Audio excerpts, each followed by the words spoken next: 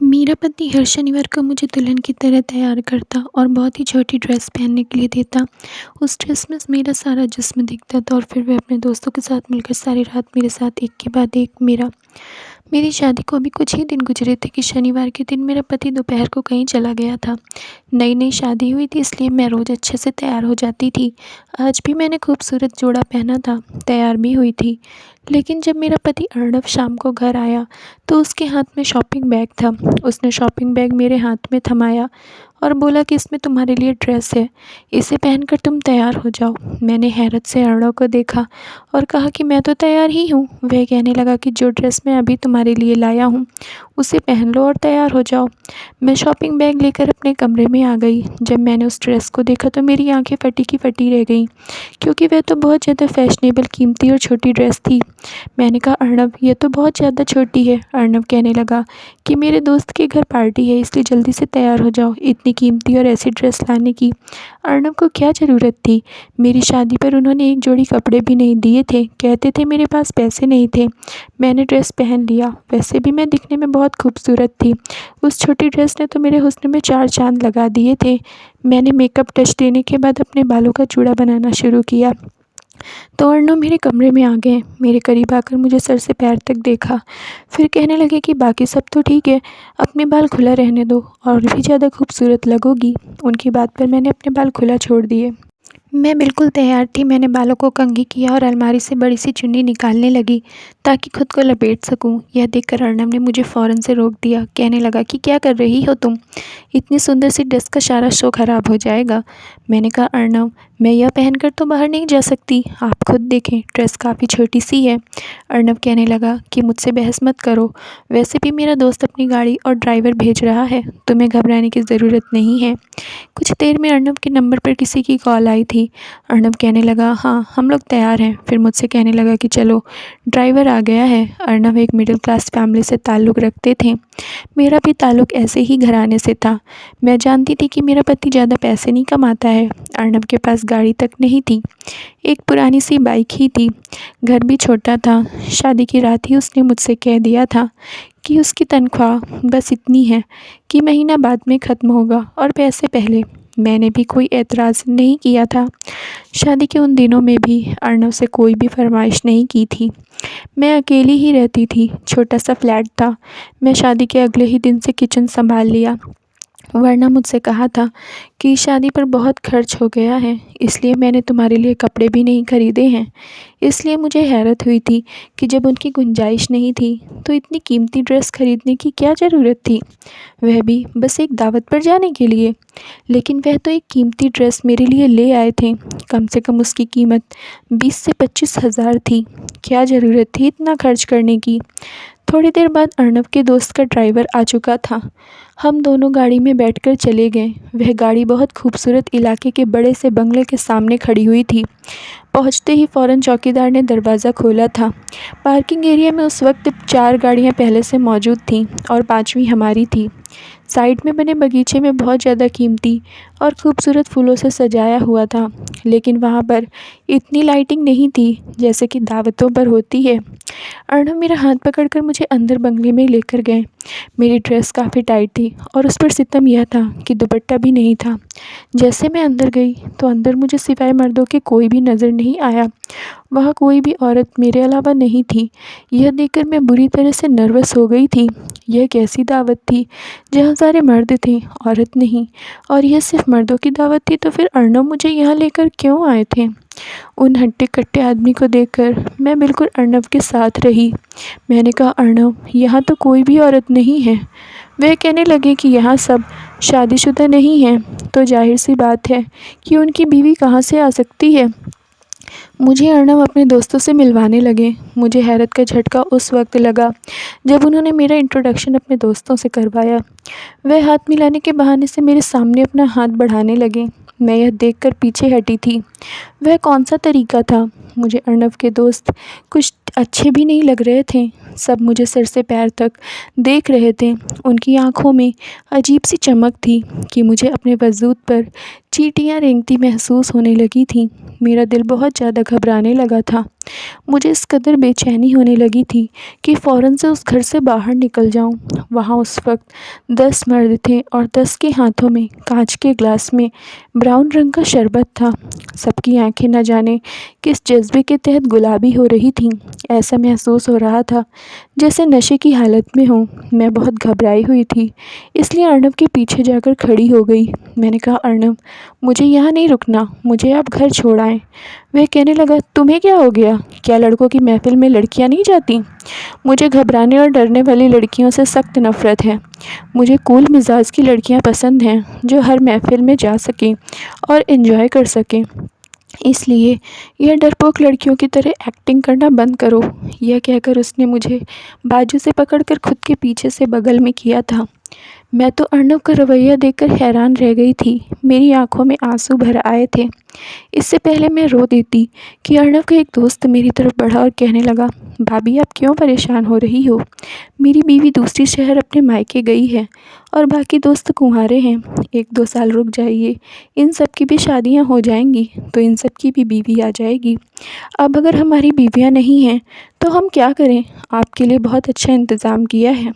उसका अंदाज़ मजाक उड़ाने वाला था। फिर अर्नब से कहने लगा, आओ अर्नब, ड्राइंग रूम में चलते हैं, खाना बिल्कुल रेडी है। मैं अर्नब का हाथ जोर से पकड़े ड्राइंग रूम की टेबल तक पहुंची थी, जहां पर अलग अलग किस्म के खाने लगे हुए थे और अर्नब के साथ में टेबल पर बैठकर अर्नब के बाकी दोस्त भी सामने की कुर्सी पर बैठ गए। उसके जिस दोस्त की यहाँ पार्टी थी वह मेरी प्लेट में अलग अलग किस्म के खाने डाल रहा था। कह रहा था, भाभी, यह भी खाकर देखिए और यह भी खाकर देखिए। खाना वाकई बहुत ही लजीज था और मुझे भूख भी बहुत ज़्यादा लगी थी। अजीब बात यह थी कि जैसे जैसे मैं खाना खा रही थी मेरी आंखें नींद से बंद होने लगीं। खाते खाते ही मुझे लगा कि जैसे मैं यहाँ सो जाऊँगी। मैं नशे वाली नज़रों से अर्नब की तरफ देखी, जो मुझे एक के बजाय 4-5 नज़र आ रहा था। मैंने कहा, अर्नब, आप घर चलो, मुझे नींद आ रही है। वह कहने लगा, हाँ चलो। यह कहकर जैसे ही मैं अपनी कुर्सी से खड़ी हुई, लड़खड़ाते हुए अर्नब की बाहों में गिर गई थी। बस 1 मिनट लगा था मुझे अपने होश खोने में। सुबह जब मेरी आंखें खुली तो मेरा सर बुरी तरह से चकरा रहा था। बहुत मुश्किल से मैंने अपनी आंखें खोली थी। मैं अपने कमरे में मौजूद थी, अभी भी उस छोटी सी ड्रेस में थी जो मुझे अपने वजूद पर बहुत बुरी चुभ रही थी। मैंने बड़ी मुश्किल से उठकर बैठने की कोशिश की। मुझे लगा जैसे मेरा वजूद मेरा साथ ना दे रहा हो। मेरे पूरे बदन में दर्द की टीस थी।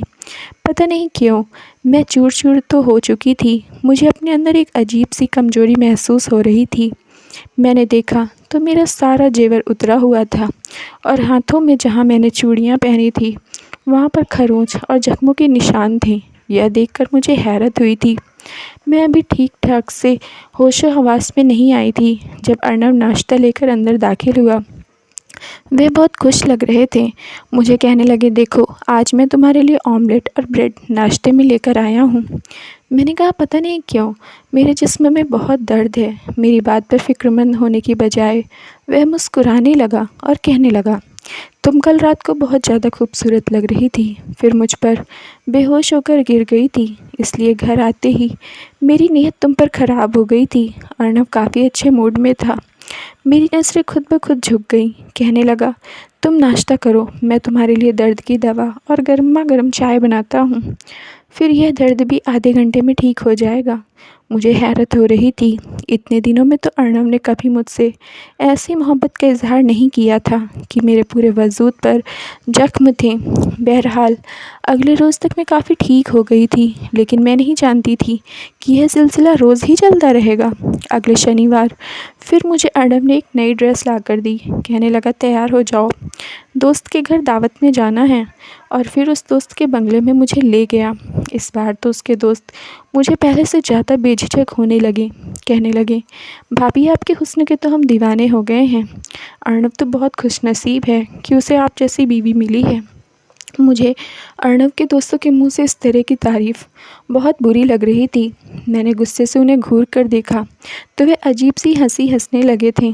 मैं सोच चुकी थी कि घर जाते ही अर्नव से कहूँगी कि मैं आइंदा उसके घर नहीं जाऊँगी। मुझे आदमियों के इस किस्म के घटिया मजाक बिल्कुल पसंद नहीं था। इस बार भी मेरे साथ यही हुआ था। जैसे ही मैंने खाना खाया मुझे नींद आने लगी, मैं बेहोश हो गई। अगले दिन फिर मेरा जिस्म दर्द से चूर था। लेकिन मैंने एक बात नोटिस की थी कि अर्नव बहुत खुश रहता था। घर पर फल भी लाने लगा था, पैसे भी बड़े खुले हाथ से खर्च कर रहा था। हालांकि उसकी तनख्वाह इतनी ज़्यादा ना थी, फिर वह रोज़ रोज़ की अय्याशी कैसे हो रही थी। घर आते हुए रोज़ अच्छे से होटल का खाना साथ लाता था। मुझे कहते थे, कोई ज़रूरत नहीं है तुम्हें किचन में खाना बनाने की, तुम्हारा खूबसूरत हुस्न फीका पड़ जाएगा। कभी कभी तो मुझे अर्नव की बातें बड़ी अजीब लगती थी। मैंने कहा कि हर औरत घर का काम करती है, मुझे भी अच्छा लगता है कि मैं आपके लिए खाना बनाऊं और आपके काम करूं। वह कहने लगा कि नहीं, तुम बस अपने हुस्न का ख्याल रखा करो, इसे निखारा करो, खुद को सजाया संवारा करो। तुम नहीं जानती कि तुम्हारा हुस्न मेरे लिए कितना कीमती है। मेरा हाथ थामे हुए मुझसे मोहब्बत भरी बातें करने लगा। कहने लगा, क्या तुम जानती हो तुम्हें पाने के लिए मैंने कितने पापड़ बेले हैं। यह बात सुनकर मुझे हैरत हुई थी, क्योंकि हमारा रिश्ता तो एक रिश्ते करने वाली आंटी के ज़रिए से हुआ था। मैंने तो शादी से पहले कभी अर्नव को देखा भी नहीं था। मैंने कहा, क्या मतलब। मेरी बात पर हंसने लगे। कहने लगे, मैं तुम्हें एक दिन बाज़ार में देखा था और देखते ही तुम पर फ़िदा हो गया था। वहीं से मैं तुम्हारा पीछा शुरू कर दिया। तुम्हारा घर देखा, फिर मालूम हुआ कि तुम्हारी माँ तुम्हारे लिए रिश्ता देख रही हैं। यकीन करो, यह सुनकर तो मुझे बहुत डर लगा था कि कहीं मैं तुम्हें खो ना दूँ। कहने लगा, एक बार मैंने तुम्हारे घर से बाहर एक रिश्ते वाली आंटी को निकलते देखा था। फिर मैंने उनसे कहा कि अगर यह मेरा रिश्ता तुमसे करवा दें तो मैं उसे अच्छी खासी रकम दूंगा।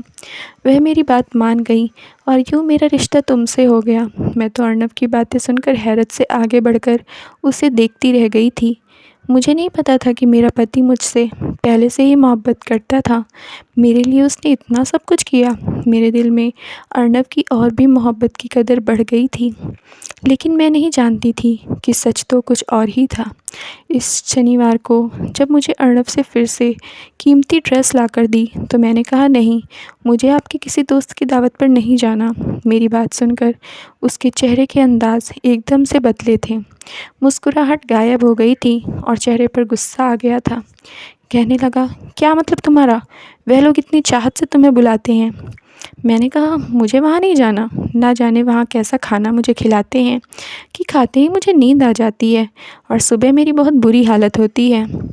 2 दिन तो मैं चलने फिरने से भी महरूम हो जाती हूँ और फिर वहाँ पर सिर्फ आदमी होते हैं।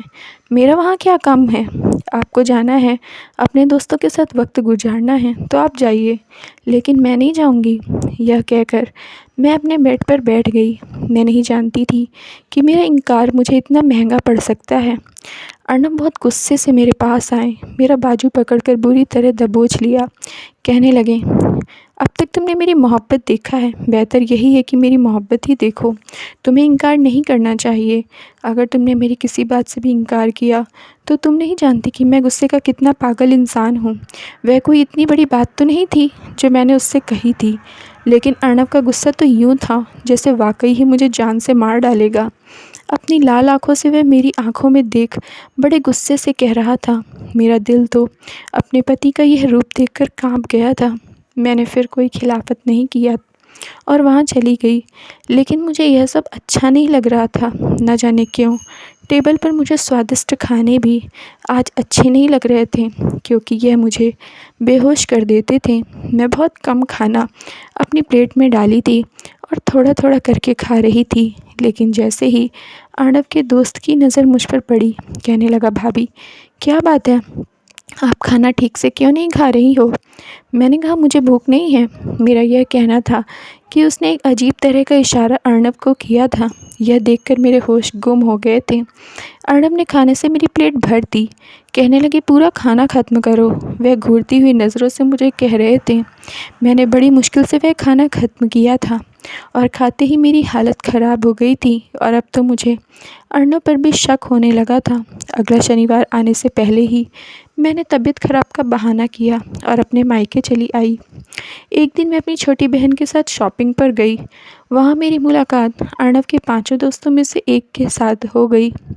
वह बातों के दौरान बार बार मेरी बहन को देख रहा था। कहने लगा, भाभी इस बार हमारे घर आइएगा तो अपनी बहन को भी ज़रूर साथ लाइएगा। यह भी आपकी तरह बड़ी खूबसूरत है। मुझे उस आदमी की बात बहुत बुरी लगी थी। मेरी बहन भी उसे घूर कर देखने लगी। मैंने कहा, आपको तमीज़ नहीं है बात करने की? मेरा लहज़ा तेज हो गया था। आसपास गुजरते लोग वहाँ इकट्ठा हो गए। यह देखकर उस आदमी को भी गुस्सा आ गया। कहने लगा, तमीज़ का मतलब पता है तुझे? औरत देखकर तमीज़ करते हैं और तू इस काबिल नहीं कि तेरी इज्जत और तमीज़ की जाए। मैंने कहा कि ज़ुबान संभाल कर बात करो। कहने लगा, क्यों, सच बहुत चुभ रहा है तुम्हें? तुम 2 टके की औरत हो, मुझसे तमीज़ की बात कर रही हो। यह सुनकर मुझे उस पर इतना गुस्सा आया कि मैंने एक ज़ोरदार थप्पड़ उसके मुंह पर दे मारा। उस थप्पड़ की गूंज जिसने सुनी, वहाँ तमाम लोग इकट्ठे हो गए। कुछ लोग कहने लगे कि अगर यह सच में आपके साथ बदतमीज़ी की है तो हम इसकी तबीयत अभी ठीक कर देते हैं। मेरा जी तो यही चाहा कि उसका मुंह तोड़वा दूं। इस आदमी को औरत से बात करने की तमीज़ तक नहीं है। मैंने सोचा कि घर जाकर अर्णव को इसकी सारी हरकत बताऊंगी।